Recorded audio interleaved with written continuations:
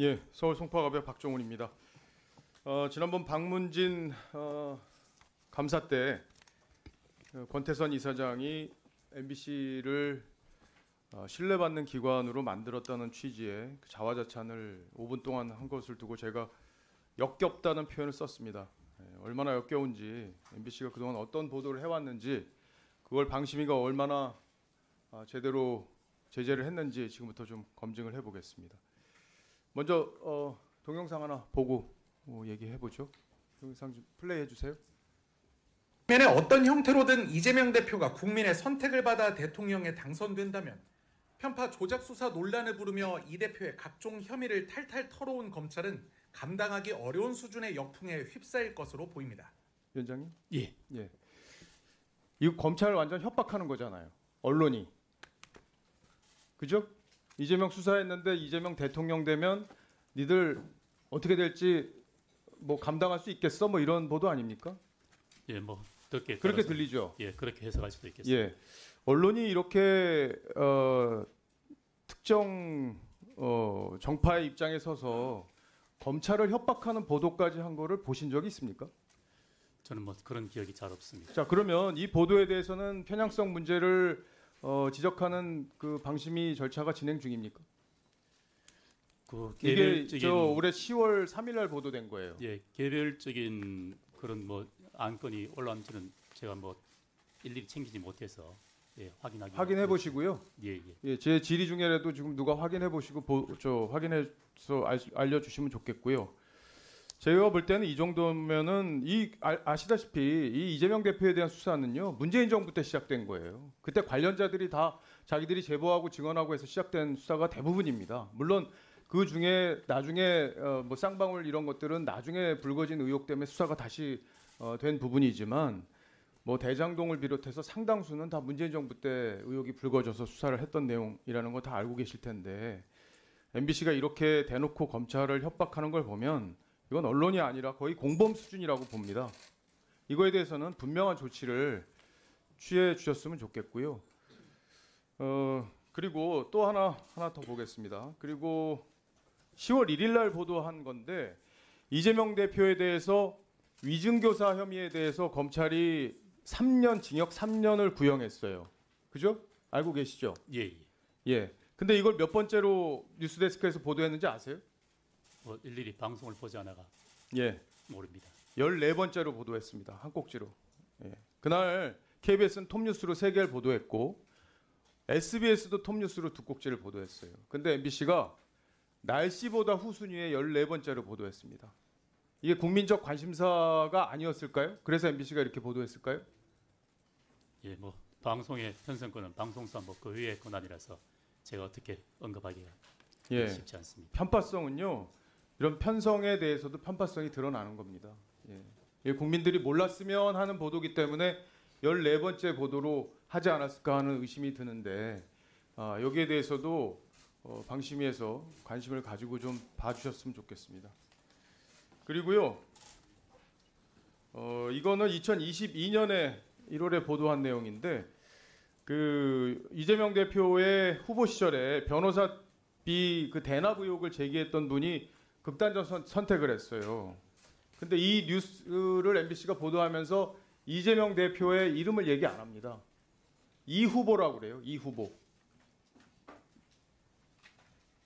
그러면 윤석열 후보는 저 후보입니까?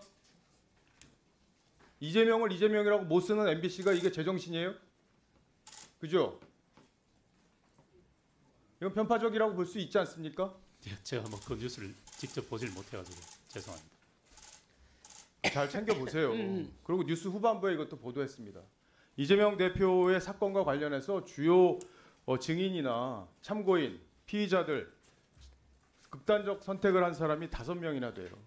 이 뉴스에서 보도된 분은 변호사비 대납 의혹을 제기했던 분입니다. 극단적 선택을 했다고 그렇게 알려져 있죠. 그리고 대장동 초과이익 환수 조항을 삭제하는 데 관여했다고 그걸 보고했다고 의심을 받았던 김문기 씨 역시 극단적 선택을 했어요. 그리고 성남 도시개발공사 황무성 사장에게 가서 이재명 대표의 뜻이라는 취지로 해서 사퇴를 압박했던 유한기 씨 여기도 극단적 선택을 했습니다. 근데 이런 보도들요 MBC가 다 축소 보도했어요. 다 이게 사회적으로 큰 이슈가 됐었는데 MBC가 이렇게 민주당 편, 이재명 대표의 편에서 다 축소 보도했습니다. 이거 진실 다 밝혀져야 된다는 국민적 여론이 있는 거 아시죠? 예.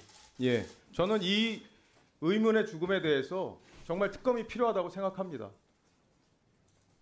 이거 제대로 가려지지 않았잖아요. 문재인 정부 검찰이 제대로 수사 안 했지 않습니까? 그죠? 예, 이거 수사가 제대로 필요하다는 게 제 의견이고요. 그리고 이 보도뿐만이 아니에요. 감사원에서 그 백현동 사건, 백현동 개발 비리 의혹, 백현동 개발 비리 의혹 내용 알고 계십니까? 옹벽에다 50m 벽 쌓고 아파트 진 거 알고 계시죠? 예, 뭐 뉴스를 봤습니다. 예, 의심이 많이 되는 그런 보도였고 감사원에서 문제가 있다는 지적을 했는데도요. MBC만 보도 안 했어요. MBC가 신뢰받고 있고 공정한 언론이다. 권태선 이사장이 그렇게 얘기했고 민주당 의원들 다 그렇게 칭송을 했습니다. 거기에 동의하세요? 그 평가에 대해 제가 언급할 성격은 아닌 것 아니 같습니다. 동의하시냐고요? 공정하다고 평가하시냐고요? 뭐 그 부분에 대해서 객관적인 무슨 수치가 없기 때문에 제가 아니 어떻게 수치가 언급할 여기 수 있잖아요. 수치가 올해 법정 제재만 받은 게 MBC가 14건이에요. 어떤 언론이 이렇게 법정 제재를 많이 받았습니까? 올해 9월까지만. 그리고 작년에 8건 받았어요. 이렇게 3건 이상 받으면요. 종편 중에 이거 승인 취소되는 요건으로 들어가 있는 종편들도 있어요. 문재인 정부 때 그렇게 만들어놔가지고 조건을. 재승인 조건을.